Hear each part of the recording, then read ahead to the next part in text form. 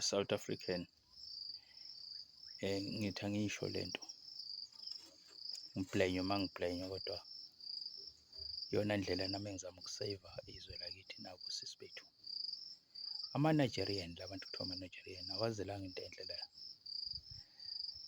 emhlabeni, ngcono lezi ezinye izizwe mhlambe zangaphandle, kodwa ama-Nigerian afika azodestroya, aphendula osisi bethu bawenza ama-prostitute.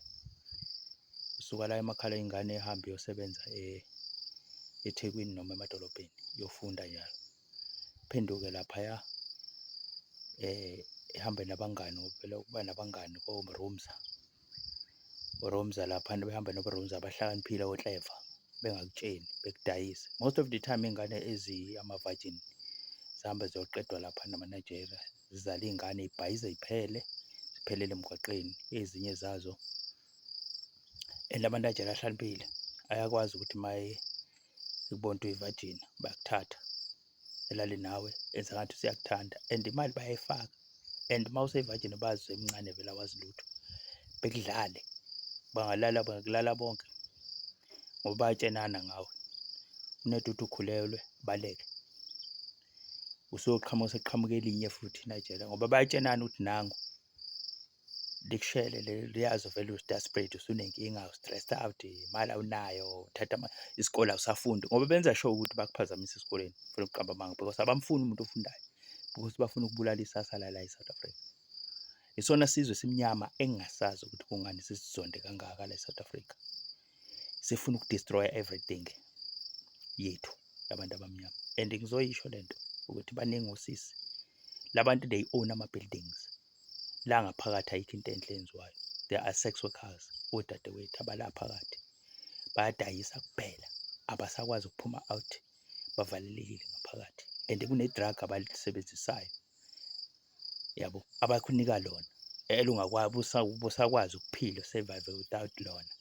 Benze sure ukuthi liyakudraga, liyakuphatha, likuphathe libe impilo yakho. Ngiwabalekela ngisho abantu bakini. Bafowethu, bhekani ukuthi uma nizofunda nihambe nabangani abazothi asiphume out siyophuza ama-drinks nabantu enangababazi, especially ama-Nigerian, especially abantu aba-strange bakhuluma ingisi. Yekani, phumani lapho, ngoba ikusasa leni uma ususulapho usuke step ahead, angazi kuphi ngesingisi, ukuthi isasa lakho liphele, uphinde ube isiqhela socansi.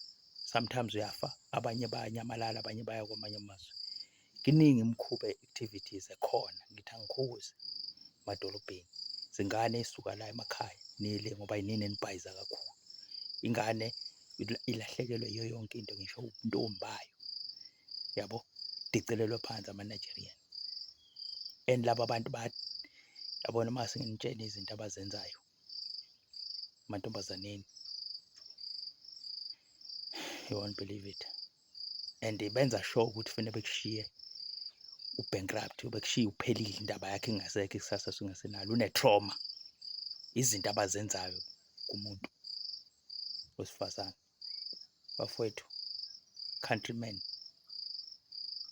isizwe lesi siyasibulala.